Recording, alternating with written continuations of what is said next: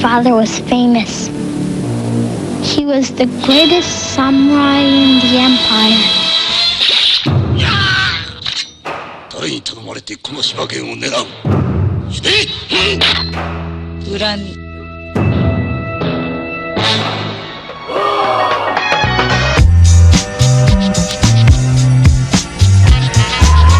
C'est bien ça, comme vous l'avez entendu. Aujourd'hui, ça va être la voix du samouraï. Bienvenue dans un nouvel épisode de Furio Max. Ici Xav et à mes côtés Basile. Salut mec. Yo, comment ça va? Bah écoute, franchement nickel. Hein. Surtout là, je t'admets que je suis à fond ambiance Chambala. Bon, Basile, tu le sais, pour moi c'est un genre de film que je te cause depuis combien d'années maintenant? Oh là là, beaucoup trop d'années.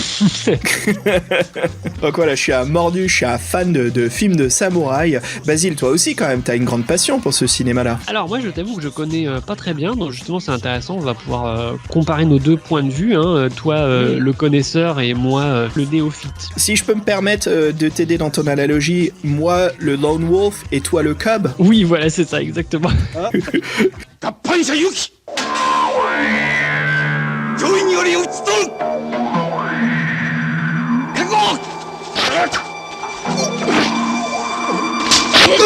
Donc écoute Basile, salut les auditeurs, et puis je te propose de sauter dans mon landau de la mort, et puis partons tout de suite à l'aventure. Oui papa.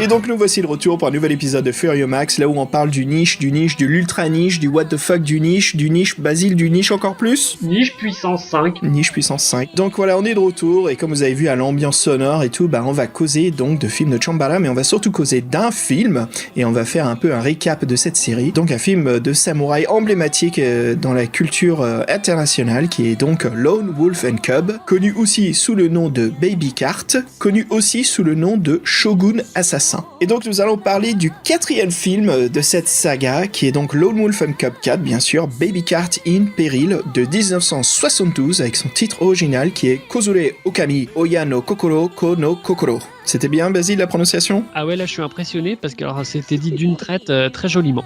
Ah bah merci, ça fait plaisir. Je sais que mon japonais il est très...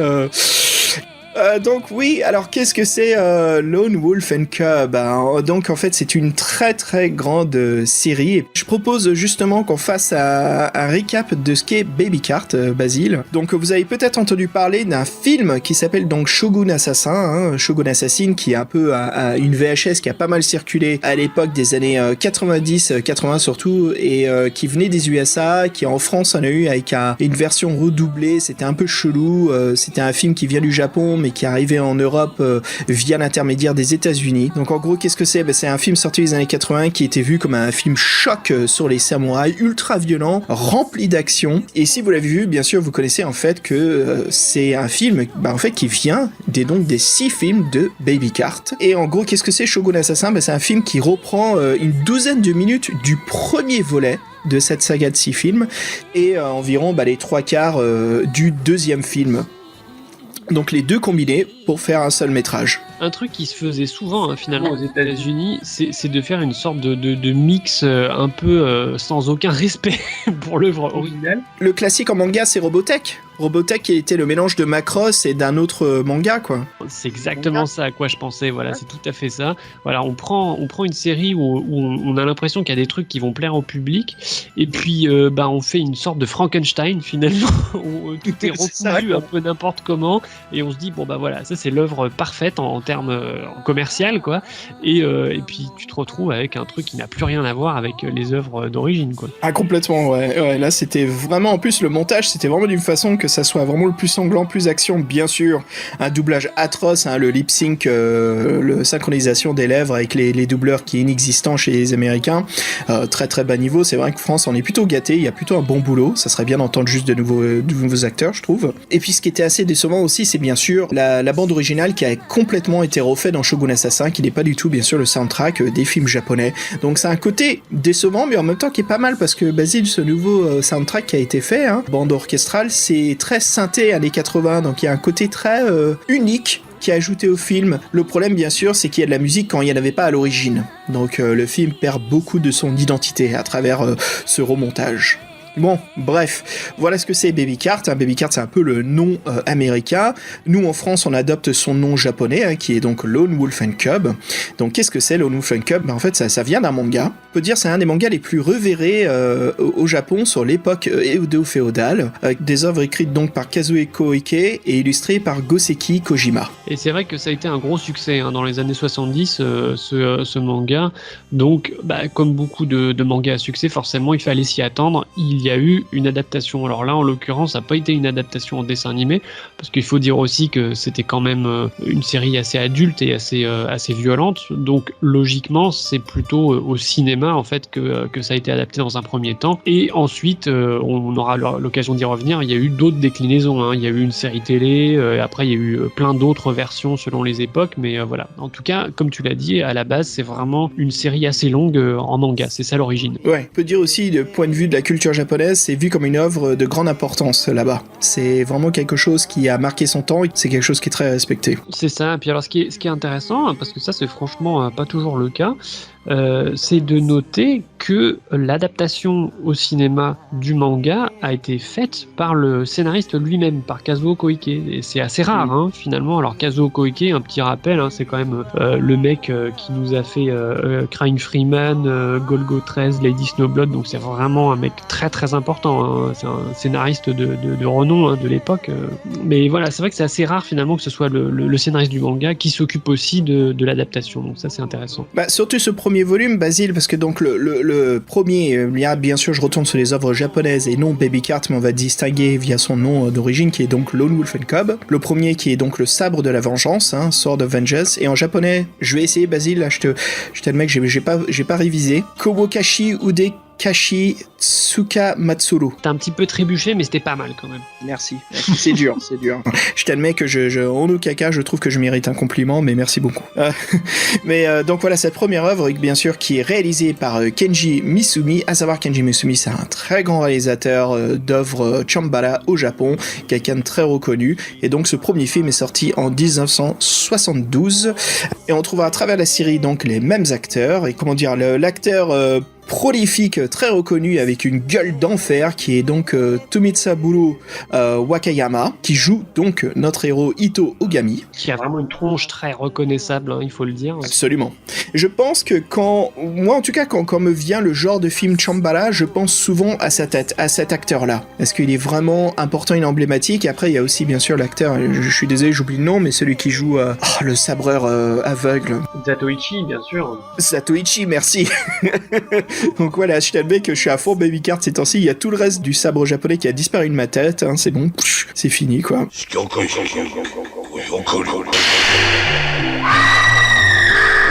Alors une petite précision quand même, c'est que depuis tout à l'heure, on utilise le terme de Chambala. Mais alors il faut quand même un petit peu préciser. Avant même de parler de Chambala, finalement, il faut dire que le film Baby Cart fait partie d'un genre général qu'on appelle au Japon le Jidaigeki, ce qu'on pourrait traduire littéralement par film d'époque ou film historique. Et le Chambala, finalement, c'est un sous-genre du Jidaigeki. Et c'est ce qu'on pourrait appeler finalement en français le film de KPDP. Ouais, c'est ça, bien vu. Ouais. Et c'est vrai qu'en France, nous aussi, pareil qu'au Japon, on a nos propres films de KPDP, de sabre, mais l'important c'est la culture du pays qui est représentée à travers ces films qui est très important. C'est exactement ça, et c'est vrai que là, disons que le film de KPDP, il y a peut-être moins ce côté-là qu'on peut avoir, c'est que le Chambala, il y a vraiment des codes qui sont vraiment très importants.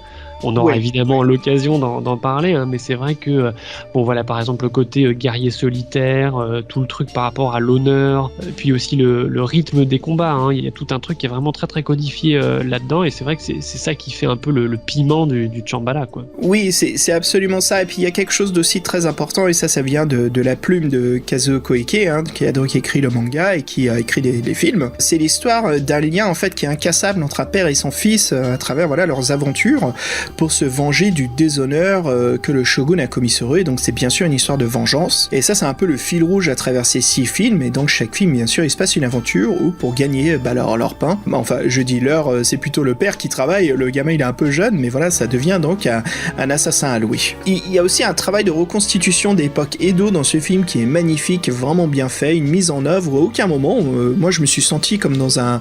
Et peut-être j'exagère, parce qu'il y a un peu de nostalgie là-dessus et de l'amour vers cette saga, mais à aucun moment je me sens vraiment dans un studio de cinéma où j'ai vraiment l'impression qu'on a tourné, beaucoup de ces plans et de ces lieux sont tournés dans des décors réels. Non seulement on est dans le film de sabre de samouraï japonais, mais on est aussi, bien sûr, dans comme tu dis, Basile, le film de période, et on profite grandement de l'environnement de cette époque-là japonaise. Et ça ajoute beaucoup sur la poésie visuelle qu'on a de la culture japonaise. C'est l'observation, c'est le temps, la patience, la méditation. C'est une œuvre qui mélange tout cela avec une violence des fois complètement absurde, avec un rouge sang explosif, mais qui à aucun moment néglige le fait qu'il y a de la poésie dans chaque plan, dans chaque séquence. Ce que je trouve intéressant aussi, c'est que alors là, on parle de ce film-là en particulier qui date, comme tu l'as dit, vraiment du début des années 70. C'est pas mal aussi de penser au fait que le film lui-même, en fait, il est fait dans un certain contexte aussi, c'est-à-dire que le Shambhala, c'est vraiment un style, un genre qui existe depuis longtemps, et là, c'est vrai qu'on peut pas s'empêcher de faire la comparaison avec le western, parce que tu vois, le western, c'est vrai que c'est un des genres hollywoodiens qui existe vraiment depuis très longtemps, et c'est vrai que le Shambhala, c'est un peu la même chose. Alors,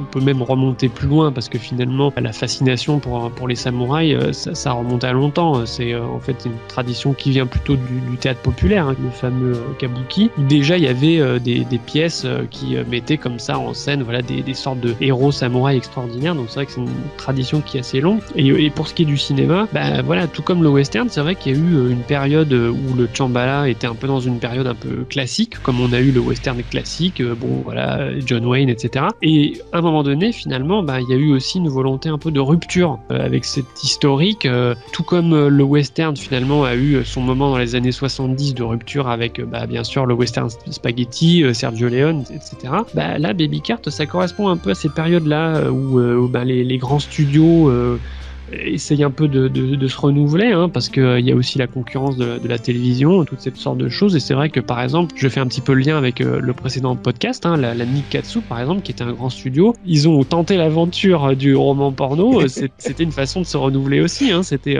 pour attirer un nouveau public. Bon, là en l'occurrence, c'est pas la Nikkatsu qui a fait les Baby Cart, c'est pas la Nikkatsu, c'est la Toho, qui est aussi un grand studio. Ils ont tenté finalement de renouveler ce genre, et c'est vrai que, alors pour ma part, je suis pas spécialiste du Shambhala, mais même sans avoir vu d'autres films, on se rend compte quand même qu'il y a quelque chose qui est pas forcément très classique là-dedans, et qu'au contraire, il y a un truc assez moderne pour l'époque. Mais bon, voilà, ça on pourra y revenir après. Tu sens que dans Baby Cart, en fait, il y a un côté beaucoup plus nihiliste finalement. Ah, ça c'est un grand point. C'est bien que tu évoques ce mot parce qu'on va beaucoup en parler. Je pense aussi qu'on va beaucoup en parler. Ça c'est vraiment un point intéressant. Je suis content qu'on soit d'accord là-dessus, parce que. Ah ouais. La poésie du nihilisme dans ce film, et enfin bref, on garde. Je crois qu'on va aussi parler du son et de la musique et de l'audio. Il y a beaucoup de choses à discuter, c'est cool.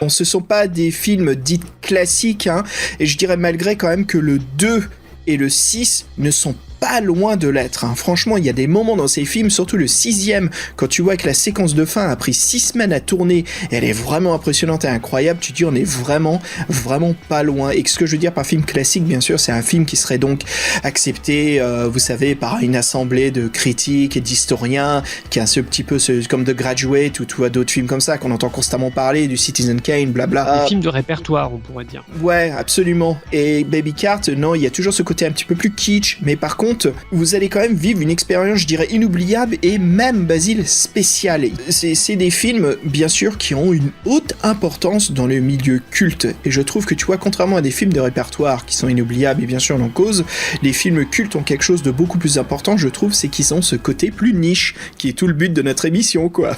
Bah ouais, et puis d'ailleurs, moi j'ai eu le plaisir de le découvrir sur le tard, parce que c'est vrai que Baby Cart, oui, c'est un nom que je connaissais. Avant, je savais même pas de quoi ça parlait, mais c'est vraiment un nom que je connaissais, Baby Cart. Et puis là, finalement, voilà, je me suis pris en pleine figure. Là, je suis entré dedans de plein pied, quoi.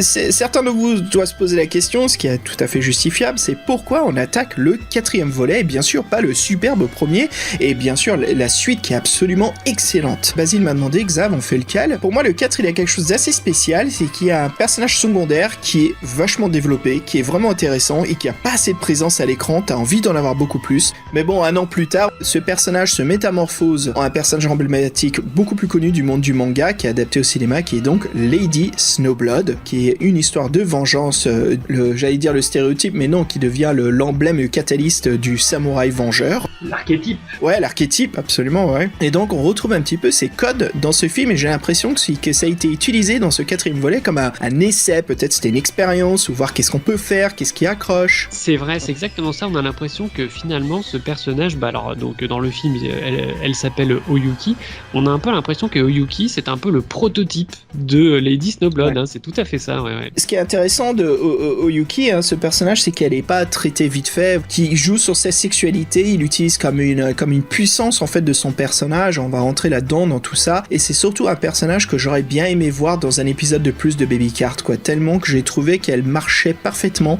avec nos deux personnages, en fait, Ito, bien sûr, parce qu'il y a ce ressenti de tous les deux qu'ils ont été rejetés par des seigneurs plus puissants qu'eux, et Daigoro, le fils, qui retrouve une sorte de mère, donc voilà, il y avait tous ces codes qui auraient pu être vraiment intéressants. Bien sûr, dans la suite, il faut bien que Ito la tue, parce que tu vois, faut dramatiser que le monde est cruel, et que bien sûr, comme je disais, Ogami descend aux enfers, et donc nous allons l'accompagner. Alors, excellente transition, est-ce que tu pourrais faire, voilà, en quelques phrases, un peu le résumé du film, pour qu'on se rende un petit peu compte de l'histoire? À savoir, c'est que il y a pas mal de petits codes importants scénaristiques des deux premiers films, qui nous aident à comprendre un peu plus des petits détails, mais qui sont pas nécessaires. On peut quand même regarder ce 4e volet et comprendre ce qui se passe. Je le confirme, puisque moi je n'avais pas vu les volets précédents et j'ai absolument pas été perdu en regardant le 4e. Donc nous suivons notre héros, hein, Ito Ogami, et son fils Daigoro, voilà, qui sont donc embauchés pour tuer une femme assassin. Et il y a une particularité de cette femme, c'est qu'elle est tatouée d'une sorcière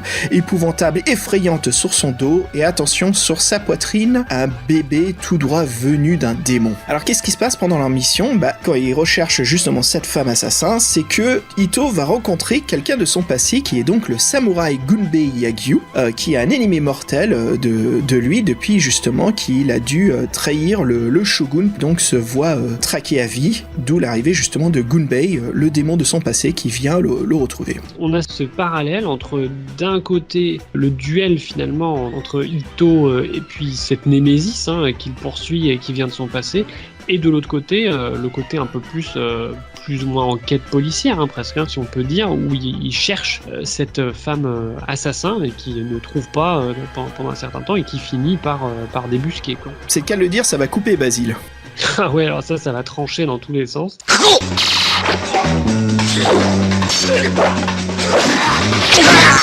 C'est vrai que là se retrouvent des thèmes vraiment très, très classiques dans ce genre-là. Avant tout la vengeance, et là c'est vrai qu'il s'agit d'une double vengeance finalement, parce qu'il y a à la fois la vengeance de celui qui poursuit Ito, mais il y a aussi... je dis double vengeance, mais finalement triple vengeance, parce qu'il y a aussi la vengeance, la vengeance de Ito qui lui a été banni finalement, et qui se venge de ceux qui l'ont banni. Mais il y a la troisième vengeance qui est la vengeance de Oyuki. Et ça, on va le découvrir pendant le film, c'est qu'en fait, évidemment, si elle assassine, ce n'est pas pour rien, c'est parce qu'elle aussi a subi quelque chose et qu'elle cherche à se venger. Voilà, donc finalement, la vengeance est vraiment au cœur de tout le film, et c'est un ressort très très important. Et c'est vrai que les histoires de vengeance dans ce genre-là, c'est presque indissociable finalement. C'est le cœur palpitant de la saga des films, je dirais. Et on le sent à travers le film, le cinéma, c'est qu'à chaque fois qu'il y a ces fameuses séquences de duel, où on sent une séquence d'action qui débute, qui démarre, c'est de haute importance, parce que ça veut dire qu'un ennemi plus qui bloque notre chemin vers notre vengeance. Ce que je veux dire par tout ça, c'est aucun moment on sent que c'est du remplissage. Pas prétexte. Aucun prétexte, ouais. Tout est important et tout a une histoire d'y être. Et Basile, comme on voit très bien, des personnages qui sont battus mais pas tués, ont une chance de revenir dans des prochains films et on sent qu'ils ont une importance parce que leur moralité change complètement et peut-être que les ennemis vont devenir des alliés. C'est intéressant que tu parles de cette notion de vengeance qui n'est pas un prétexte. Alors là, tu vois, je fais une petite comparaison, cette fois avec le cinéma hongkongais. Et je pense notamment, puisque c'est un peu de la même époque, le début des années 70, je pense aux films de Bruce Lee, par exemple, qui, pour le coup, qui sont très connus. Et je trouve ça justement amusant de noter que souvent dans les films de Bruce Lee, au contraire, la vengeance c'est plus un prétexte justement. Ce qu'on vient voir avant tout, c'est le combat, c'est le combat d'arts martiaux. Alors évidemment dans le Shambhala, on vient aussi voir des beaux duels de sabre, mais pas que. Et c'est vrai que ce qui dans les films de Bruce Lee est juste une petite astuce de scénario pour justifier les combats, là le thème de la vengeance dans le Shambhala en général et puis là dans Baby Cart, c'est beaucoup plus que ça. C'est un ressort dramatique vraiment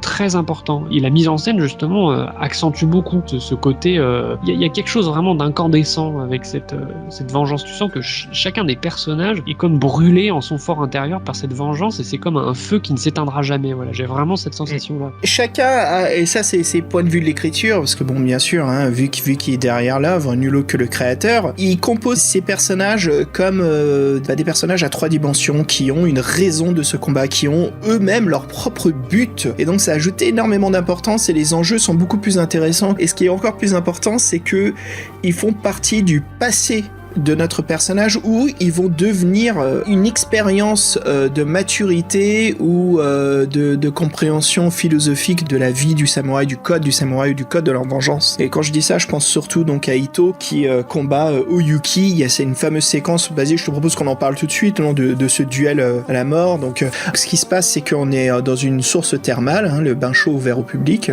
mélangé. Oyuki est déjà là à l'avance en train de prendre un bain et qui expose bien sûr sur sa poitrine le fameux bébé démon. Tatouage. Ouais, le tatouage, ouais. Et donc Ito est en face avec petit Daigoro et le petit Daigoro, bien sûr, ces instincts génétiques des enfants qui s'approchent de la poitrine, qui va voir Oyuki. Oyuki se sent gênée. Ce n'est pas du tout une mère de famille. Elle a perdu cette possibilité et c'est donc Ito, son futur assassin, qui lui dit, il s'excuse pour son fils et il dit juste que voilà, il a pas l'habitude de voir les femmes. Et tu vois, c'est un peu ce moment où tu sens que c'est la famille abusée. C'est un peu les rejetés, les enfants rejetés, mais au milieu de ces deux personnages-là qui subissent l'enfer et bien sûr qui cherchent à se venger. Il y a donc cette innocence qui est représentée par le petit Daigoro qui lui juste a un papa et voit en face de lui une probabilité de maman, quoi. Ça rajoute de l'originalité finalement à Baby Cart, c'est qu'on a toujours ce témoin qui est l'enfant, mais c'est pas un enfant comme on peut en voir dans d'autres films, dans d'autres séries, qui serait, comme tu le disais, voilà, le regard innocent. Non, là en fait c'est un enfant à qui on a volé finalement son innocence, alors qu'il est très jeune, je crois qu'il a 3 ans dans l'histoire, et c'est vrai qu'il ressemble à tout sauf à un enfant de 3 ans. Alors son aspect, oui, parce qu'il est très jeune, très petit, mais en même temps on sent déjà dans son regard, et puis même, j'allais dire, dans son absence des fois d'expression, on sait que c'est un enfant qui n'est déjà plus vraiment un enfant quelque part, qui apporte même quelque chose d'un peu qui peut mettre mal à l'aise finalement, parce que c'est je parlais de son regard, ça c'est un truc très important, je vais y revenir parce qu'il y a beaucoup de symbolique par rapport au regard dans le film. Il y a justement alors la némésis de Ito, donc Gunbei Yagyu, qui très tôt dans le film justement remarque le regard de cet enfant. Il y a un truc très intéressant là-dessus, c'est qu'en fait il est tellement fasciné par le regard de cet enfant qu'il en vient même à le laisser presque mourir dans les flammes. Je pense que tu te rappelles de cette scène d'ouverture.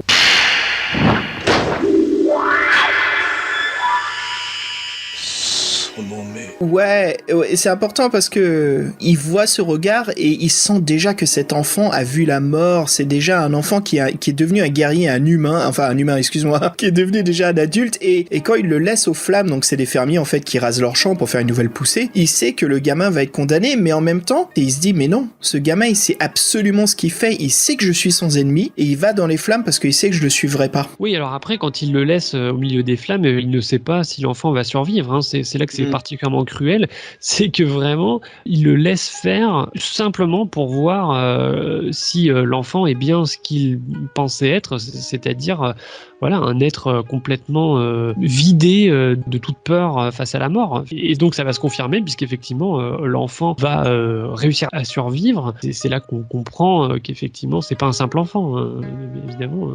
Et donc ouais, pour revenir Basile sur donc notre duel avec Yuki et Ito. Ce duel commence où les personnages comprennent tout à fait leur propre innocence et le fait qu'ils doivent se venger, mais il y a aussi ce sens de l'honneur de suivre une mission jusqu'au bout. Et Oyuki comprend donc que Ido doit l'éliminer, et donc ce duel emblématique dans le jardin de bambou, à côté de la source thermale, voilà, donc on a ces vapeurs qui est autour de nous, les personnages viennent de se doucher, ils sont complètement propres, et avant de ça, il y a Oyuki qui vient d'éliminer des samouraïs qui venaient justement la mettre en prison, la assassiner même, et là il y a vraiment ce beau mélange poétique de quelqu'un qui vient de se laver, qui se retrouve couvert de sang, et c'est un peu comme le destin qu'on peut pas échapper. Même si on pense refaire sa vie à neuf, on sera toujours entouré de violence. Et il y a plein de codes visuels comme ça constamment à travers ce film, hein, après bien sûr toute la série. Et ce qui est intéressant de cette scène, et je pense que ça va nous faire débarquer dans un autre sujet aussi, c'est que c'est l'importance du silence et de la poésie de l'image. Quand Oyuki se combat contre ces samouraïs, il n'y a pas de musique qui joue, c'est juste le bruit des armes qui se choquent l'un contre l'autre, et bien sûr ces bruits visqueux et horribles de la chair qui se voit transpercée ou coupée. Une violence poétique. Ouais, c'est vrai. Et puis alors je reviens encore à la symbolique du film, puisque tu insistais bien sur le fait que ça se passait dans une source d'eau chaude. Il y a tout ce truc de l'expiation du péché, la purification finalement. Hein. C'est pas pour rien qu'ils se battent dans l'eau. C'est que clairement Oyuki quelque part cherche à expier ses péchés, et elle sait qu'elle va vers la mort et elle se purifie en mourant finalement. Hein. C'est ça son sacrifice, quoi. Il y a comment dire, il y a une maîtrise de l'esthétique d'énormément des plans dans le film, et on a beaucoup de batailles qui se passent en plan large, et ce que je trouve vraiment beau, c'est un plan fixe, large, où bien sûr les coups de grâce sont donnés à une rapidité qu'on se dit mais qu'est-ce qui s'est passé, qu'il y a déjà du sang qui jaillit de notre adversaire, qui montre bien que c'est fini.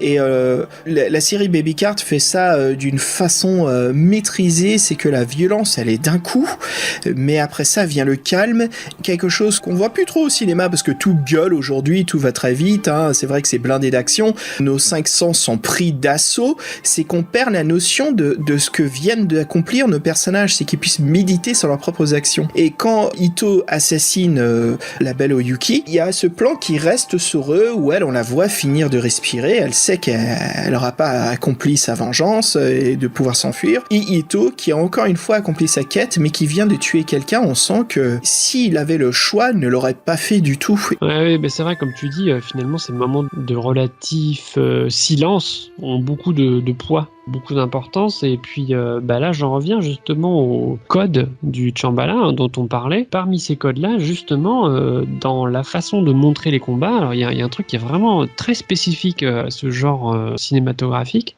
c'est le fait, dans les duels notamment, c'est le fait d'avoir une longue phase d'attente entre les deux duellistes, où la tension monte, et ça c'est un truc qu'on a beaucoup retrouvé, alors nous spectateurs occidentaux, quand on a découvert les dessins animés japonais dans les années 80, c'est vrai qu'on a pu goûter à ce truc-là. Je pense au Chevalier du Zodiaque ou plein d'autres séries dans le même genre, où on avait le même genre de séquence où il y avait une attente. Voilà. Alors bon, évidemment, il y a aussi le côté économique. Ça coûte moins cher de faire des cellulos qui bougent pas que de faire des cellulos où ça bouge dans tous les sens. Mais bon, bref, ceci mis à part, il y a toujours ce moment comme ça d'attente, et d'un coup, comme un éclair, il y a un déchaînement comme ça de violence très brutale, mais très court. Et ça c'est vraiment spécifique au duel de samouraï. Et puis dans Baby Cart, on retrouve cet aspect-là, mais on le retrouve sans le retrouver. Je sais pas ce que t'en penses. On le retrouve, mais en même temps, on sent que là, justement, c'est les années 70 et qu'on a un petit peu remis en cause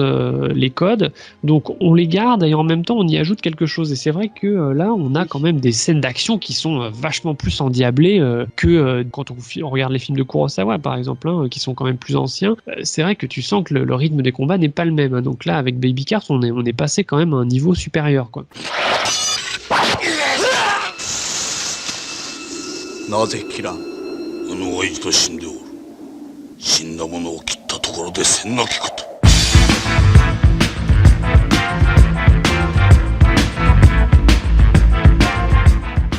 Ouais, c'est des super points que tu dis là, parce que la photo de ce film et de cette saga, mais bon, je vais me concentrer sur ce 4e volet, se concentre beaucoup en fait sur les superpositions et les contrastes des décors. Et c'est comme un manga en fait, on met à fond des silhouettes ou des décors pour se concentrer sur ce qui est le plus important de la séquence.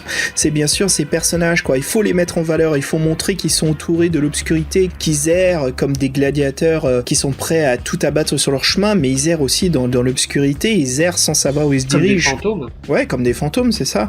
Il y a un grand focus du film et même de la série, en fait, c'est cette importance aussi au décor. Et comme tu disais, ces moments de pause, quoi, c'est des lieux où vont se passer un carnage effroyable. Et pourtant, avant ça, c'est l'importance du calme avant la tempête.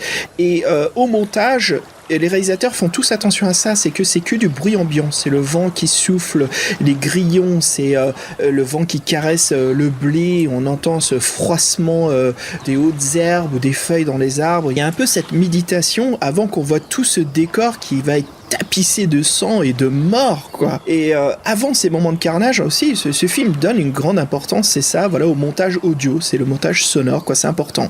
Il n'y a pas de musique avec un petit peu ce petit violon qui commence à s'exciter, comme quoi qui dit « Attention, public, palpitation, le moment fort arrive », c'est que non, on n'en veut pas. Et ça nous permet justement de profiter de la mise en scène et la musique d'action, elle est entraînante, elle existe bien sûr, les films sont pas absolument silencieux, mais elle se voit souvent débuter après le premier mort s'il y a plusieurs ennemis, ou quand les choses se corsent, quand c'est un duel d'importance. Ouais, bah c'est ça, c'est-à-dire que la musique, c'est pas juste du papier peint. Et ça, c'est vrai que c'est une expression que j'ai pas inventée. Je crois que c'est Stravinsky qui avait dit ça en parlant de la musique de film, et c'est vrai que c'est très intéressant de voir comment on peut effectivement utiliser la musique de manière vraiment plus intéressante que juste une sorte de mise en valeur de l'action à l'écran. Non, là c'est vraiment plus que ça. Puis alors en plus, là on parlait finalement du dosage, de la façon d'amener la musique, mais même la musique en elle-même, j'ai trouvé qu'elle était vraiment intéressante. C'était vraiment assez cool, avec un petit côté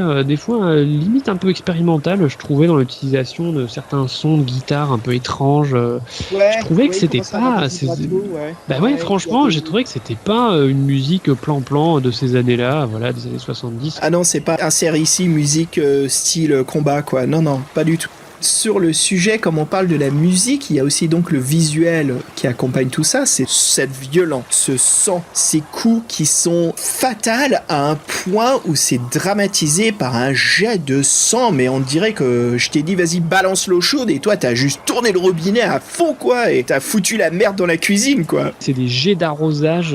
Et ça, encore une fois, c'est pas nouveau, Kurosawa, Sanjuro, c'est pareil, il y a des fameux duels, plan américain, les samouraïs se donnent 2 coups et là il y a un jet de sang. La différence, bien sûr, c'est que Kurosawa, c'est en noir et blanc. Et là, ici, on passe en couleur. Et il y a donc ce fameux sang iconique des années 70 qui est vraiment rouge magenta, on dirait. Là, c'est vraiment le gros pot de peinture, quoi. C'est ça, c'est les kilos de gouache mélangés avec de l'eau, quoi. C'est ça. Mais en même temps, c'est ça qui est intéressant, c'est que je t'admets que, j'ai une satisfaction que le rouge soit irréel. C'est qu'il devient symbolique quand il tache les vêtements de la samouraï. Puis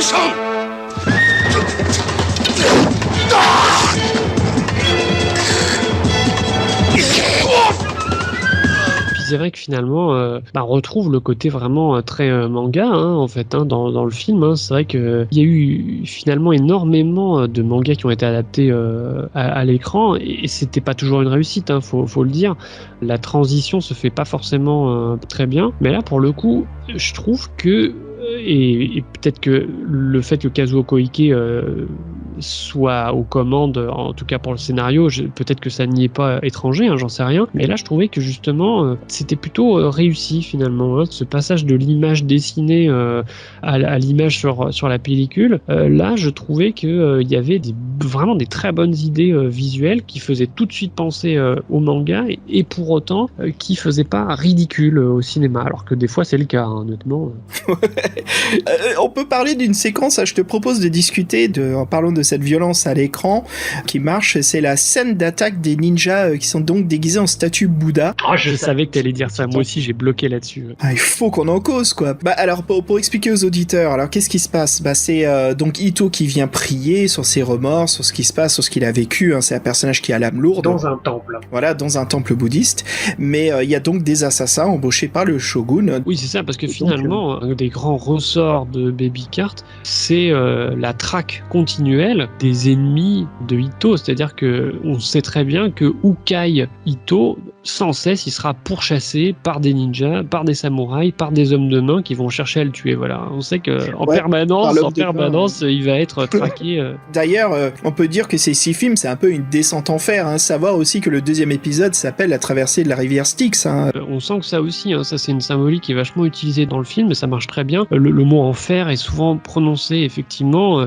On sent très bien que ce voyage de Ito et son fils, c'est vraiment une traversée des enfers, hein, et qui n'a pas de fin. Hein. Le grand carnage de fin du film, hein, le grand climax, Ito dit bien à son fils, j'entre en enfer. Hein. Et il se combat contre quoi? Contre 40 samouraïs, je dirais, au moins. Oh là là, au moins. Alors d'ailleurs, je sais pas toi, mais ça m'a fait penser, alors je ne sais pas si c'est un hommage direct ou indirect, mais j'ai beaucoup pensé à la scène de fin du Zatoichi version Takeshi Kitano, si tu l'avais vu. Ah oui.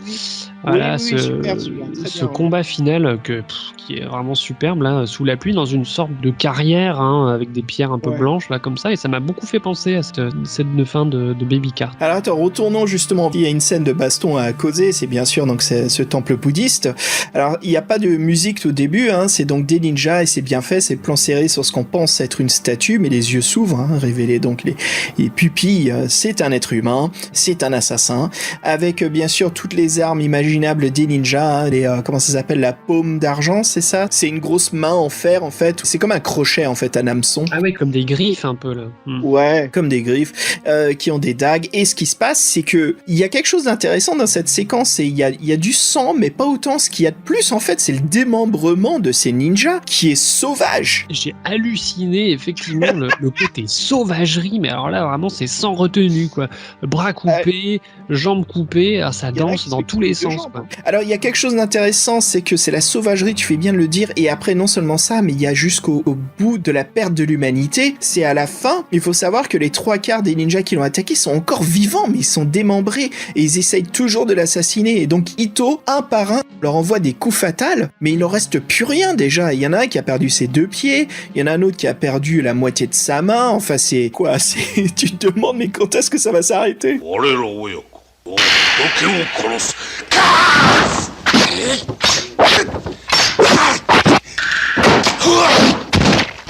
Alors je sais pas ce que t'en penses, mais moi je me suis dit pendant cette scène-là, c'est quand même assez fort parce que on est tout le temps vraiment à la limite du ridicule. C'est un peu du funambulisme, tu vois, ça vraiment, on est sur la corde raide, on est parfois vraiment presque dans le ridicule avec ce côté complètement outrancier, puis avec le côté effets spéciaux de l'époque, hein. C'est vrai que là, bon, on est dans les années 70, c'est vrai qu'il n'y a pas ce souci du réalisme qu'on peut avoir dans le cinéma de maintenant, hein, où c'est vrai que là, on représente plus du tout la violence de la même manière. Là, évidemment, il y a un côté très fake, hein, mais moi j'ai trouvé qu'on était toujours à la limite, mais qu'on ne franchissait pas cette limite et on ne tombait pas dans le ridicule. Ouais, il y a peu de séquences comme ça, parce que juste avant ça, on a le fameux duel avec son ennemi Yagyu, Gunbei, hein, qui vient l'assassiner, mais là c'est un très beau combat, pendant qu'ici la scène des ninjas, c'est tout droit sorti d'un manga, hein. Ça fait ça, j'ai l'impression que si je lis ça dans un manga, ça passe super bien, c'est vachement sauvage, c'est sérieux,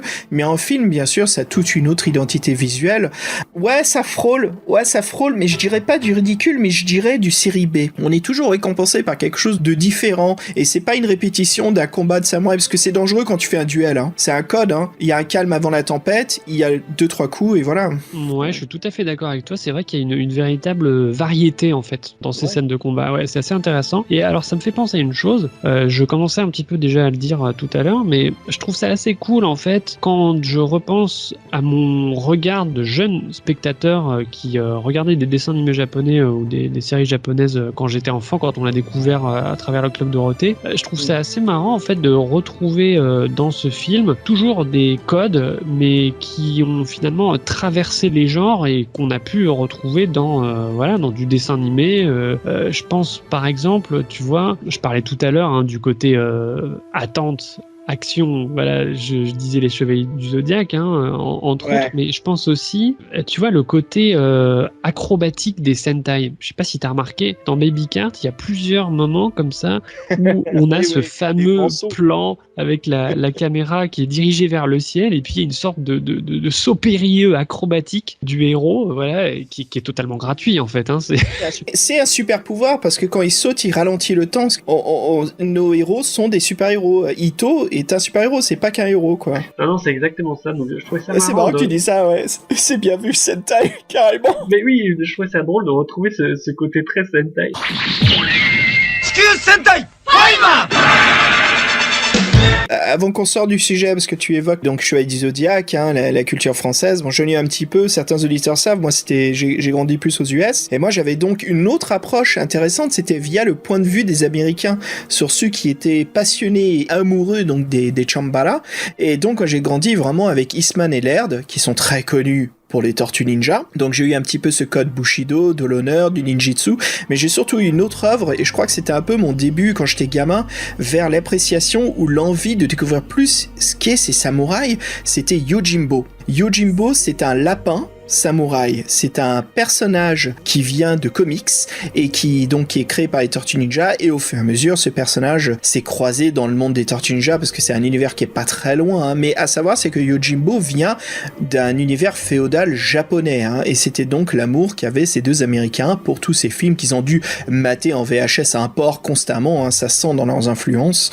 Alors je parle bien des comics, je parle pas du dessin animé, c'est tout un autre monde, mais bon, ça vient de là, quoi. Donc vraiment en lisant Yojimbo, c'était un comics très sérieux, ça me donnait envie, puis après j'étais un mec ça a été ta porte d'entrée. C'est ça, ouais, ça a été la porte d'entrée, et après quand tu regardes le 3e film des Tortues Ninja et ça se passe avec des samouraïs, tu dis ok, au vidéoclub, vas-y, on va prendre ce film là, qu'est-ce que c'est? C'est le château de l'araignée, tu mates ça, tu dis mais c'est la guerre des étoiles, mais en 10 fois mieux, c'est trop bien. tu découvres d'autres films, après si t'as un mec au vidéoclub qui s'y connaît, il me fait attends, bouge pas, regarde, ça s'appelle Ran, allez éclate-toi petit. Oulala, ouais, là c'est le grand écart là entre Tortue Ninja le film et Ran là. Bah écoute, c'était un peu ça, quand j'étais gamin, tu sais, t'as toujours ces 5 VHS que tu regardes constamment, qui sont toujours là, que soit achetés, soit au vidéoclub, tu les prends quand tu pars en week-end chez les potes, et une fois, il y avait, j'étais parti chez un ami, et donc sa mère sortait avec un japonais, et qui nous a vu regarder les Tortues Ninja 3, mais il est arrivé à un moment où il n'y avait pas les Tortues Ninja, donc il croyait qu'on regardait un Chambara, et vu comment il en parlait, je crois qu'il était fan, quoi, et je pense qu'à ce qu'il lui faisait plaisir qu'il y avait des petits Américains, tu vois, qui s'intéressaient à la culture japonaise, il se dit ah c'est cool, donc il nous parlait, et puis il a vu les tortues, il fait ah ok, et j'ai vu tout de suite qu'il a dit allez fuck, putain encore un truc de ricain de merde quoi. Ah la déception quoi. Mais quand on est revenu, comme c'est moi qui avais amené à VHS, et c'est lui qui nous a amené donc des films de Chambara qu'il avait trouvé traduits en anglais quoi, dubbed. Mais c'était le début de la découverte de films de samouraï, et puis c'était je veux dire les 7 samouraïs, quand tu regardes ça la première fois étant gamin, c'est lent, tu te fais chier les 3/4 du temps, mais dès que ça chauffe c'est génial quoi, il y a une passion, et bien sûr tu grandis, tu deviens ado et adulte, tu le revois, il y a encore plus de choses que t'avais pas vu avant, tu commences à comprendre que les samouraïs qui est un peu loufoque quand t'es gamin, en fait c'est juste que c'est un vieux alcoolique qui raconte plein d'histoires, qui est en fait le menteur, tu vois, il y a toutes ces apports qui sont très différents, mais bref, ouais, tu vois, c'était cette différence de culture, je trouve ça intéressant entre la France et les US quoi. Ouais, et puis c'est aussi par rapport à ce que tu dis, c'est cool de voir qu'il y a eu finalement différentes, comment dire, il y a eu une progression dans l'assimilation finalement de ces côtés culturels japonais, bon, côté culturel pop bien sûr. Ces codes-là, ils ont été assimilés en Occident vraiment petit à petit, et c'est vrai que là, quand les Baby Cats sont sortis dans les années 70, je pense qu'il y a vraiment seulement un public d'initiés qui a vraiment reçu de manière très directe ces films-là, et par contre, dans les années 80, c'est là qu'on a commencé à voir un petit peu plus des éléments de films de samouraï, de films de ninja, qui ont commencé petit à petit à pénétrer finalement l'imaginaire pop américain. Alors ça a commencé pas mal par les films film de série B, faut bien l'avouer. C'est vrai, avec des sortes de mélanges improbables entre la culture ninja, les revolvers. Enfin, il y avait vraiment des trucs n'importe quoi. Enfin, je pense que là, c'est plus toi qui es le connaisseur. American Ninja. Bah oui, bien sûr, voilà, c'est ça. Réalisé par la Canon, la Golden Globis. Attends, mais qui est une trilogie de films fantastiques, Basile. The deadliest art of the Orient is now in the hands of an American. American Ninja.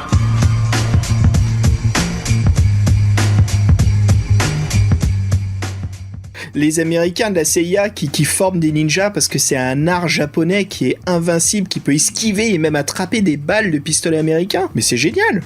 Bah ouais, mais c'est ça qui est cool finalement. C'est quand tu commences à sentir ce moment où il y a des petits morceaux de culture pop d'un autre pays qui commencent petit à petit, voilà, à se mêler. J'ai envie de te dire, c'est presque comme une sorte de mélange de peinture finalement, tu vois. Là, c'est comme si la culture pop d'un pays c'était un mélange de peinture et que d'un coup on venait avec un autre pot de peinture qui était d'une couleur inconnue jusqu'ici et puis qu'on venait ajouter peu à peu quelques petites gouttes de cette couleur-là dans le grand mélange pop qui existait déjà. Et vraiment, bah voilà, je trouve que les films de samouraï, les films de ninja, c'est complètement ça en fait. Et c'est vrai qu'à notre époque maintenant, c'est devenu complètement intégré, on va dire, voilà, la culture pop. Je dirais même mondial, c'est vrai que là je commence déjà à lorgner vers la fin alors qu'il y a encore tellement de choses à dire.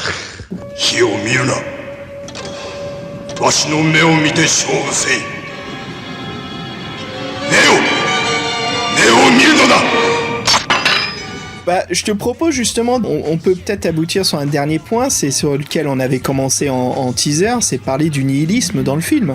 Ah oui. La représentation en fait du nihilisme ou vraiment même la mort par un autre ou même par soi-même via le seppuku. La mort est constante et on a même des séquences de flashback où on présente des personnages avec des capacités incroyables juste pour les voir subir seppuku quelques secondes après. Et donc ce film joue beaucoup sur le fait que tout peut arriver à tout moment et on comprend bien que notre personnage principal, Ito, ne voit jamais son fils comme son talon d'Achille. À savoir, c'est que Ito est prêt à tuer son enfant juste pour conquérir son ennemi. Et c'est que dans des moments où justement Ito n'avait pas besoin d'en arriver là, qu'on a des plans un petit peu serrés où il prend son fils dans ses bras et on voit sa main se crisper un peu ou serrer son fils contre lui. Et parce qu'il sait qu'aujourd'hui j'ai pas eu le besoin de tuer mon fils. Mais cette philosophie de nihilisme est existante quasiment constamment à travers le film et à travers la série. On se dit mais c'est incroyable à quel point la mort est présente autour de nous. Ah ouais, bah c'est tout à fait ça. Alors d'ailleurs, je sais pas toi, peut-être que tu les as pas vus. Moi j'ai beaucoup pensé à un dessin animé qui alors pour le coup beaucoup plus proche de nous, c'est plutôt la fin des années 90 je dirais. Ça m'a beaucoup fait penser aux OAV de Kenshin le Vagabond. Rurouni Kenshin. Je suis pas loin, tu vois, je suis pas loin parce que oui, je connais Kenshin, mais moi je lisais Vagabond. Ah oui, alors on pourra aussi parler de Vagabond, ça c'est très intéressant. Ouais. Alors donc pour au sujet de Kenshin, alors pour le dire très rapidement, Kenshin c'est vraiment, on pourrait dire c'est un shonen de base, voilà, un truc très classique avec en gros c'est un ronin qui rencontre plein d'ennemis, il y a des combats au sabre, il y a des super techniques, etc. Il y a un ton qui est à la fois léger et en même temps sérieux. Bon bref, voilà, tout ça c'est très classique.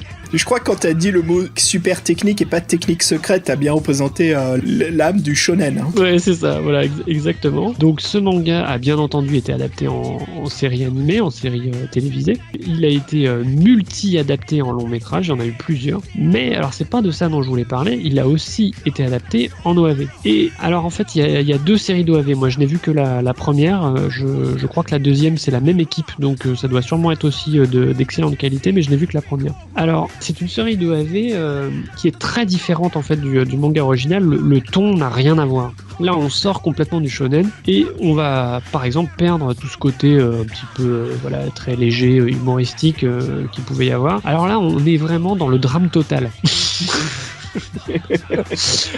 Alors là, écoute, vraiment, ça rigole pas. Tu veux dire ça rigole pas comme l'habitant de l'infini ? Juste pour dropper un autre. Oui, voilà, ouais, exactement. Exactement, c'est du même ordre. C'est vrai que quand t'as fini de regarder les OAV de Kenshin, en fait t'as qu'une envie, c'est de chialer. Tellement c'est tragique, tellement c'est triste. Alors là vraiment, c'est... 坊主名はシンタ優しすぎて剣客にはそぐわないな。お前は今から剣心と名乗れ。 Et alors je parle de Kenshin parce que justement on retrouve beaucoup, et ça je pense que c'est spécifique au genre, hein, c'est clairement Kenshin va puiser dans la longue tradition du Shambhala. On retrouve ce côté très nihiliste justement, notamment avec le personnage principal. Comme d'habitude c'est un assassin, on l'a dit, hein, il y a des codes dans le Shambhala, la figure de l'assassin ça fait partie de ces codes-là. Donc Kenshin est un assassin et c'est évidemment... un samouraï très doué, mais qui a appris dans la douleur. Il a appris dans la douleur parce qu'il a survécu à un massacre, en fait, quand il était un tout jeune enfant. Et il a été sauvé in extremis de la mort. Et c'est un grand maître samouraï qui l'a pris sous son aile. C'est pas le samouraï qui l'a sauvé, hein, c'est vraiment juste parce qu'il a survécu à cet événement dramatique. Et il se trouve que le grand maître samouraï passait par là. Et voyant ce jeune garçon face à un monceau de cadavres, voilà, finalement il lui donne le choix, un peu comme dans Baby Cart, soit tu t'apitoies sur ton sort et tu meurs, soit tu survis. C'est pas tu meurs, c'est carrément... Enfin, dans Baby Cart, c'est le petit ajout encore plus de quel point Ito veut te faire comprendre que son fils n'est pas un point faible, c'est que c'est moi qui te tuerai, carrément. Je te garantis une mort rapide où tu vis par le sabre avec moi, en tant qu'égal. C'est vrai que dans Baby Cart, c'est encore un cran au-dessus, puisque c'est carrément son père qui lui propose de mourir. On est tellement à fond dans la cruauté et comme on disait, tellement le sujet du nihilisme, là, c'est bon, quoi. Ça sert à quoi ?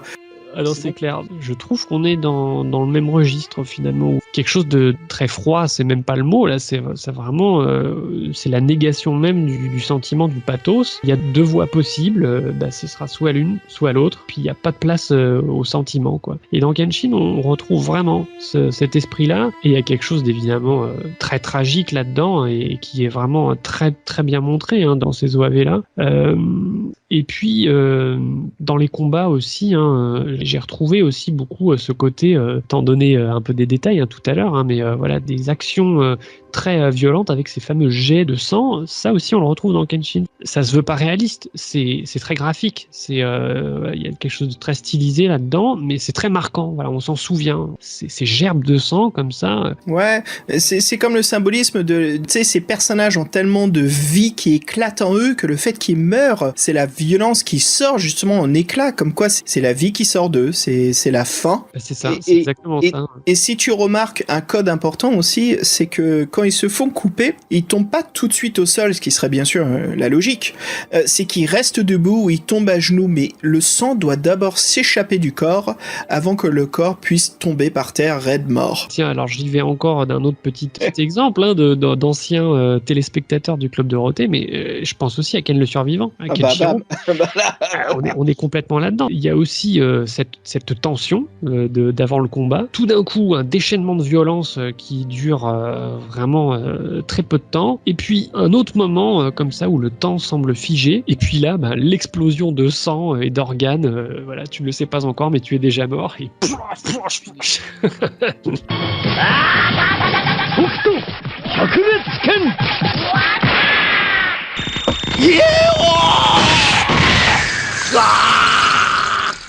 Mais ouais, c'est bien vu, quoi. Bah écoute, Basile, que dis-tu si on sautait dans notre dernier sujet et on continue justement à parler de la pop culture, comme on est à fond dedans, là? Complètement. Alors, d'ailleurs, à propos de pop culture, moi, j'avais envie de te dire une chose, c'est qu'on sent que Baby Cart a de multiples influences, en fait. Évidemment, il y a la tradition du Shambhala, comme on l'a dit, mais en fait, il y a beaucoup d'autres genres qui viennent l'influencer, et notamment, je pense que là, tu seras d'accord avec moi, notamment le Pink Eiga. Ah, j'allais te parler d'autre chose. Ah, c'est bien. Maintenant que tu le dis, bien sûr, la Pink, surtout ce 4e épisode avec Oyuki, qui justement utilise son corps. Alors bien sûr, la raison de ses tatouages, c'est de la sorcière sur son dos, c'est pour éviter ses ennemis de l'attaquer par derrière, et elle utilise justement ce bébé démon sur sa poitrine qui est tatoué devant pour effrayer ses adversaires encore plus, de profiter de leur effroi pour leur porter un coup de grâce, de les attraper dépourvus. Et bien sûr, cet épisode-là a cette touche de Pinku, mais c'est assez unique à celui-ci, Basile. Hein. Je crois que c'est une des raisons aussi qu'on a fait ce 4e volume. Hein. On va pas se le cacher, c'est vrai que c'est beaucoup ça qui a motivé notre choix du 4e épisode, c'est qu'il y avait en fait moyen de faire beaucoup de ponts avec d'autres films, d'autres genres, et c'est vrai que là c'était parfait parce qu'il y avait beaucoup de choses à dire. C'est vrai que moi, ce côté Pink Ega, en fait, je l'ai senti vraiment dès le début du film. Je sais pas si tu te souviens, mais quasiment le premier plan du film, c'est quand même un Ibar. Ouais, c'est un Ibar qui se fait tatouer par un démon. Donc non seulement on a le Pink, mais après on a le côté Baby Cart qui est donc la mort, l'effroi et la violence qui va pas tarder à arriver, parce que la poitrine de l'érotisme et après le tatouage pour montrer justement que c'est juste une technique pour tuer quelqu'un. C'est ça, et puis alors après aussi, c'est vrai que la séquence du tatouage, là on a carrément l'impression qu'on est dans un Pink Ega, parce que Dieu sait s'il y a eu des scènes dans le Pink, alors j'ai pas de titre en particulier qui me vient, mais on en a vu, hein, c'est sûr, ces fameuses scènes de tatouage qui sont des moments évidemment de pur, j'allais dire de pur SM, c'est le truc du tatoueur, c'est ça, c'est une scène érotique SM avec le tatoueur qui prend du plaisir clairement à faire subir cet outrage à la femme qui se fait tatouer, et en miroir la femme qui prend du plaisir finalement dans cette douleur très longue, hein, puisque là évidemment les scènes de tatouage elles durent des heures forcément avec du sang qui coule, de la sueur, les larmes, voilà, etc.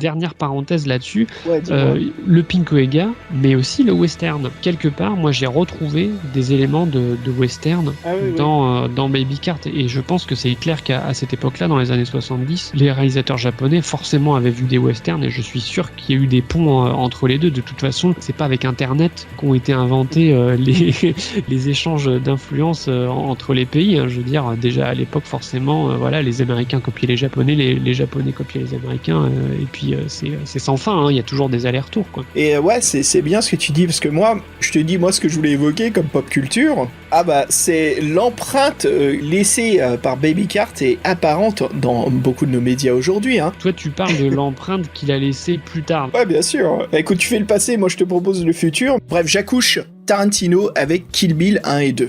Voilà, donc c'était l'éléphant, c'est quoi l'expression? C'est the elephant in the room, c'est ça? C'est ça, the pink elephant in the room, c'est ça, c'est l'éléphant rose qui est dans le coin de la salle, hein, donc c'est un dicton américain qui veut dire en gros, il y a un énorme éléphant dans le coin, mais personne n'en parle. Bien sûr, Tarantino, son amour de Baby Cart est très visible dans cette grande baston de fin de Kill Bill 1, qui bien sûr a inspiré d'énormément de choses, mais surtout de Baby Cart, et donc c'est tous ses ennemis qui s'attaquent donc au personnage d'Uma Thurman, hein, Black Mamba.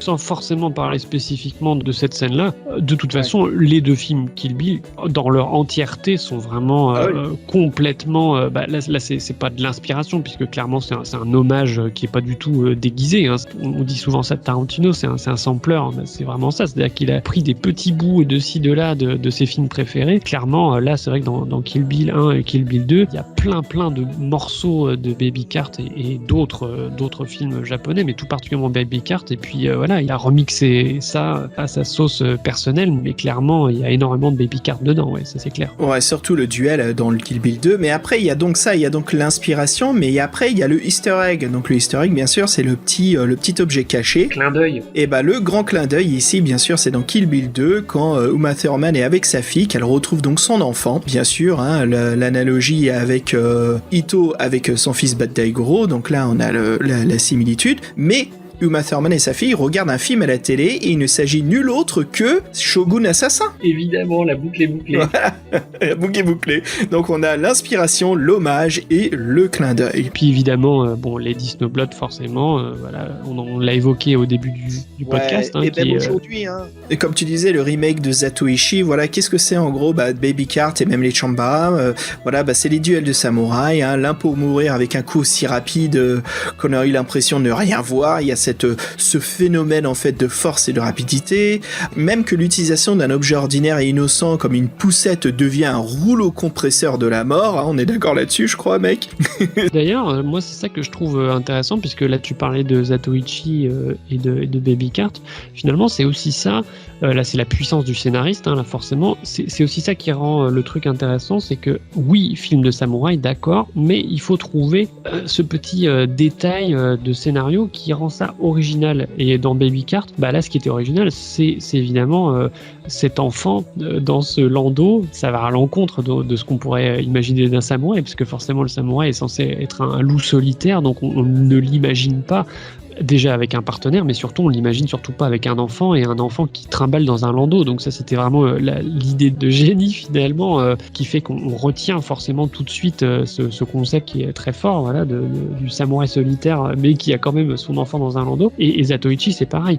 Zatoichi, bah voilà, c'était ce masseur aveugle qui en fait est un spécialiste super craint et respecté.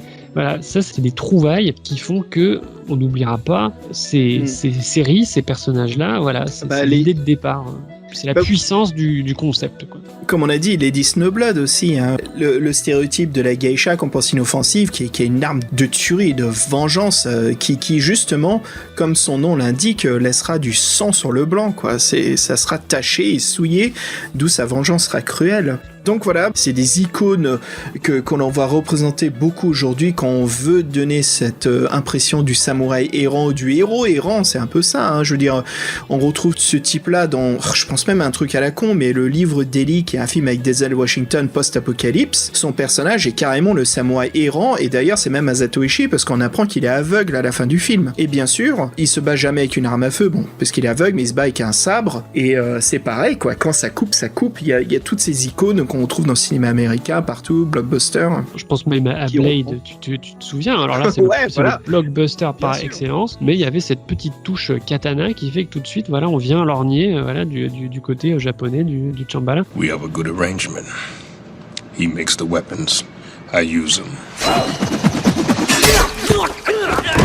C'est marrant, et j'en profite parce que Blade, donc qui est né de la culture africaine-américaine, qui d'ailleurs Blade est un comics Marvel, mais niche, hein, c'est ça quoi. Et c'est surtout Blade, il y a eu ce mélange, et c'est avec l'époque du Wu-Tang Clan et aussi avec Giza, donc Giza qui est un groupe de rap qui avait samplé la musique et les paroles bien sûr de Shogun Assassin dans leur musique. Donc il y a cette mode qui s'est créée dans les films et la culture africaine-américaine du samouraï errant, et qui s'est mélangé avec le rap, et qui a donné naissance justement à des personnages vraiment intéressants, et encore une fois un autre mélange de culture comme on a vu quoi. Ouais, c'est exactement ça, et c'est vrai que là on retombe complètement dans ce qu'on disait tout à l'heure par rapport au fait que petit à petit finalement des éléments d'une culture étrangère viennent rejoindre un peu le panthéon de la culture pop mondiale. Et puis tu vois, on parlait de Tarantino, enfin de Kill Bill plus précisément. Je sais pas ce que t'en penses, pour moi Kill Bill finalement c'est la première vraie rencontre avec le grand public mondial pour moi, avec cette culture du Shambhala. Il y avait déjà des ponts qui existaient, mais pour moi c'est la première fois que vraiment le grand public a vraiment adhéré à ce côté-là, parce que bah forcément, il y a eu bien des cinéastes qui étaient fans avant Tarantino. Bah, je pense, par exemple, pour parler de Kurosawa, bah là, pour le coup, je connais une certaine bande de barbus de Nouvelle Hollywood qui étaient en admiration. Voilà, c'est ça. Qui étaient en admiration totale devant les films de Kurosawa. Et puis, c'est pas pour rien que, par exemple, George Lucas a en partie financé le film Ran de Kurosawa, qu'on a évoqué tout à l'heure. Je veux dire, ça veut dire quelque chose quand même. Ah, on n'a pas parlé des costumes aussi. Je trouvais qu'il y avait un truc vraiment très très cool dans l'ambiance. Tu vois, c'est justement ces ennemis invisibles là qui traquent en permanence Ito.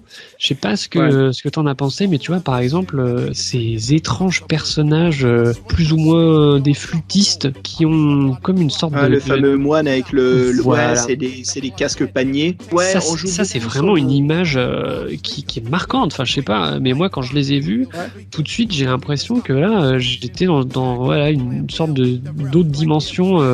C'est ça, très poétique et en même temps assez inquiétante.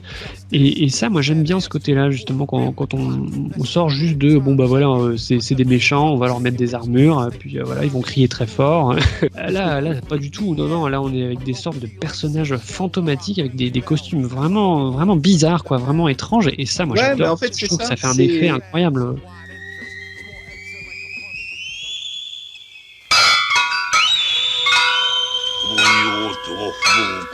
Ouais, en fait, c'est des moines qui ont vraiment existé à cette époque, mais c'est parce que comme ce sont des moines bouddhistes, c'est comme un rappel à notre personnage Ito de la violence qu'il commet, parce que le Bouddha, le zen, l'équilibre, et Ito justement doit se rappeler constamment de cet équilibre que quoi qu'il soit, ou qu'il se balade, ou la violence qu'il crée pour se venger, c'est qu'il y a un équilibre autour de lui, mais justement c'est sa frustration de jamais pouvoir l'obtenir, et des fois il voit des gens, et donc ces moines, voilà, fantomatiques, qui se baladent, qui lui disent l'équilibre existe, l'équilibre est là, mais notre personnage, voilà, principal ne pourra jamais y accéder, jusqu'à sa fin.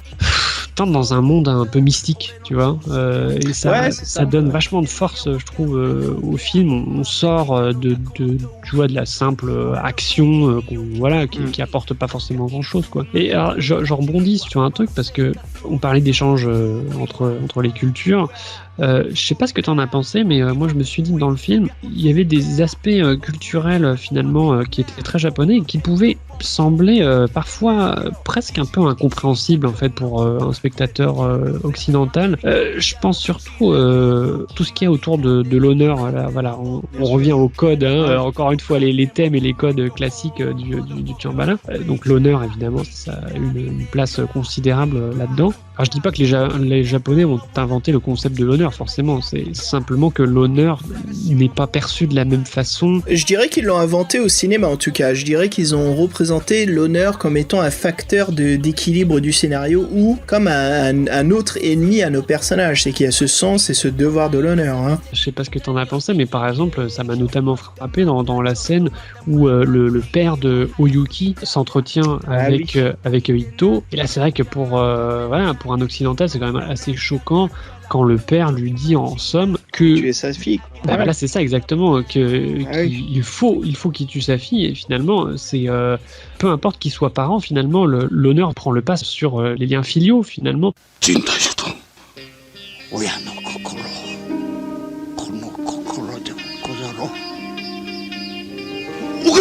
T'as un truc bien dans cette scène aussi, c'est que le père, malgré qu'il a le sens de l'honneur, reste un père parce qu'il est heureux que Ito lui ramène ses cendres, et il est encore plus heureux que Ito accepte son invitation pour les funérailles, parce qu'il veut entendre parler de sa fille encore. Et ça, c'est rare qu'on voit ça dans un film japonais, cette envie d'en voir plus de ceux qui ont été maudits ou déshonorés, mais de quand même de célébrer leur vie. Souvent, c'est anéanti, on n'en parle plus, ils sont morts, et là, il y a comme cette satisfaction, mais bien sûr, tout ça nous est retiré quand l'ennemi juré d'Ito vient tuer donc ce seigneur et bien sûr enfermer Ito, et voilà, on pourra pas profiter de ce beau moment qui aurait été inhabituel. Tu fais bien de parler de cette scène là parce que c'est vrai que c'est important, et je sais pas si t'as remarqué, le père demande à Ito dans les derniers instants de la vie de sa fille, si on était dans un film occidental, j'imagine qu'il lui demanderait par exemple, j'espère qu'elle n'a pas souffert. Là il lui demande pas ça, là il lui demande j'espère qu'elle a eu une mort honorable, tu vois. Et Ito lui répond oui, vous pouvez finalement être en paix avec vous-même, votre fille a eu une mort honorable. Et je crois même qu'il lui répond, elle a eu une mort sublime, non? Donc comme quoi il lui a donné le plus beau des assassins. Ouais, c'est ça, c'est vrai que ça paraît quand même assez hallucinant.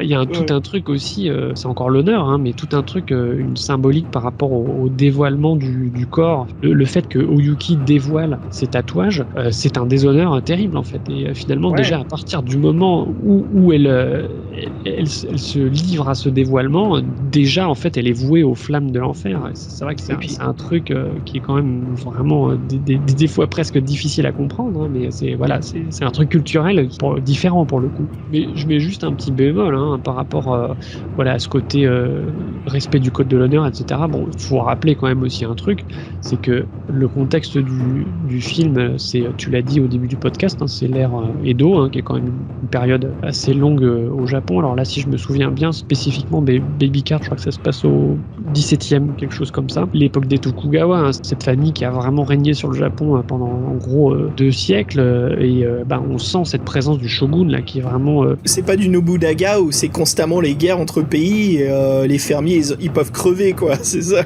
Non, exactement. Là, on sent qu'on est dans cette période de la paix, hein, finalement, la paix des Tokugawa, mais une paix qui se fait évidemment au prix d'un système hiérarchique qui est vraiment très très figé avec ce système de clans. Ça, on le sent vraiment dans le film. Ouais.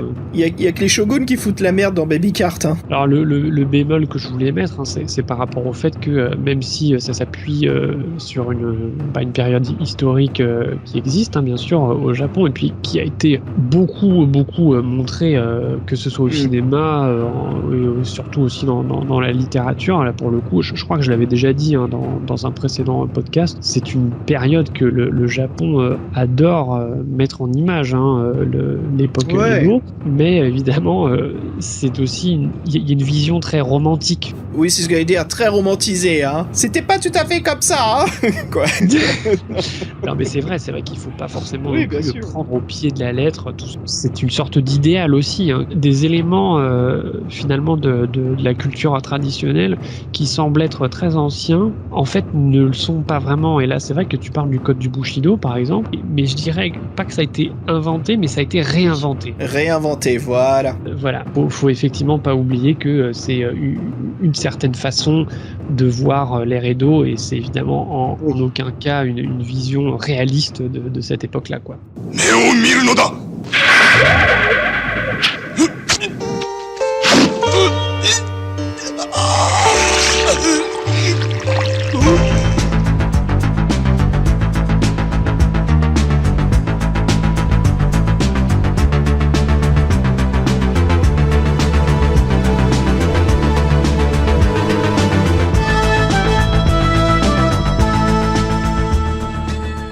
Bah écoute Basile, je crois que cela conclut notre 4e épisode dédié donc à Baby Cart, Lone Wolf and Cub.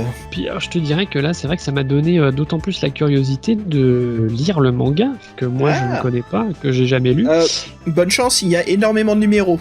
Ouais, j'ai cru comprendre que c'était un peu une série fleuve, ouais. C'est une série complètement fleuve, mais juste le premier volume. Alors Dark Horse, l'éditeur américain, très belle traduction, mise à jour et tout, vachement bien fait, aucune censure, et donc ce premier volume est vraiment, je pense, qui te plaira, quoi. Si tu devais noter le film, alors... Ah bah moi je lui mettrais 8 ninjas démembrés sur 10, allez. Ah bah je vois qu'on a eu la même idée. Moi aussi j'allais faire une petite comparaison avec les membres démembrés. Moi je pense que je lui mettrais, je vais te paraître un peu dur, mais je vais dire 6 bras et demi découpés sur 10. Ouais, pas mal. Là on a quand même vu un des crèmes de la crème de la série, hein. Beaucoup de gens disent le 4, mais c'est vrai que tout le monde parle beaucoup du 2 et du 6. Moi je trouve que le 4 il est assez spécial, il y a quelque chose de vraiment unique, quoi. Cette histoire de notre personnage de Yuki qui est assez cool, quoi. Des super combats, et puis le fameux duel hein, entre Gunbei et Ito dans la prairie après le feu de broussailles, qui est juste rapide, et Gunbei se voit faire couper son bras d'un coup. Franchement, sur le coup je me suis dit ça a presque un côté un peu Monty Python, Holy Grail, je sais pas ce que t'en as pensé. Ah oui, ça, les effets spéciaux là. Le qui se fait couper les bras, ouais. Now stand aside, worthy adversary. 'Tis but a scratch. A scratch? Your arm's off. No, it isn't. Je t'admets que je l'ai pas pris trop à la rigolade, parce que les acteurs étaient tellement à fond dedans que ça faisait pas second degré, quoi. C'était pris au sérieux. Non, c'est chouette, quoi. Et je pense qu'il y a aussi ce côté très cool, hein, de Baby Cart. C'est Gunbei qui dit abat-moi, et bien sûr Ito qui lui dit on n'abat pas un homme qui est déjà considéré mort. Tu vois, c'est... Oui, bien sûr, bah, la petite punchline qui claque, quoi. Voilà, gardant le sens de l'honneur, mais aussi en donnant grâce à un ennemi qui sera peut-être ton allié plus tard, ou un autre duel plus cool plus tard, quoi. Avec un bras en moins, quand même. Bah oui, mais bon, ça veut rien dire dans les films de samouraï, tu sais très bien. Attends, il y a des aveugles qui tuent une vingtaine de mecs devant toi, c'est bon. Peut-être qu'il reviendra en version méca, on sait pas. Oh putain, Manga Mania, la passion du manga. Bon voilà, écoutez les auditeurs, merci encore d'être restés avec nous jusqu'au bout là. On s'est bien éclaté, Baz, c'était vraiment chouette. À savoir aussi l'envers du décor, c'est qu'on a hésité entre Lady Snowblood et Baby Cart. Donc c'était bien sûr l'un n'est pas mieux que l'autre pour nous, c'est des œuvres très différentes, mais voilà, c'est Baby Cart, et justement c'est pour ça qu'on a aussi choisi ce 4e, c'est bien sûr avec ce côté très Lady Snowblood qui était présent. Tout le monde, on vous dit à très bientôt, et puis on se quitte en musique comme d'hab. Oh putain, en parlant de mélange de culture et tout, je te propose carrément le morceau de Giza, non, Liquid Sword. Oui, parfait. Quelle meilleure façon de conclure. Ouais mec, allez c'est parti, ça tronche, et puis à très bientôt. Ça marche, à la prochaine. Ciao. Salut.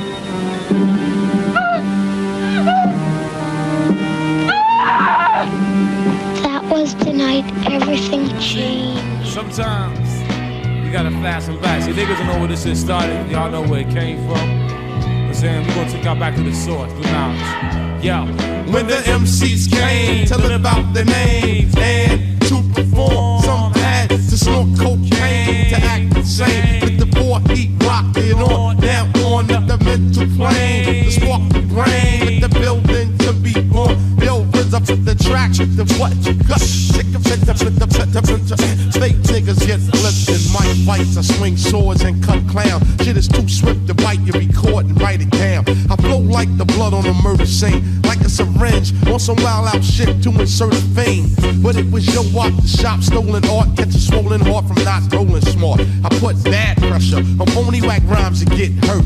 Sits played like zodiac signs of sweatshirt. That's minimum and feminine like sandals. My minimum table stacks the verse on a gamble. Energy is felt once the chords are dealt. With the impact of roundhouse kicks from black belts that attack. Them white bones like cyclones or typhoons. I represent from midnight to high noon. I don't waste ink, nigga, I think I drop megaton bombs more faster than you blink. Cause rhyme thoughts travel at a tremendous speed through clouds of smoke of natural blends of weed. Only under one circumstance, as if I'm blunted, turn that shit up, my clan in the front wanted. Now with the MCs came to live out the name and to perform. Some had to snort cocaine to the act insane. Or he rocked it on, now on with the mental plane, just to spark the brain, with the building to be born. Yo, the rhythm of the track with the what?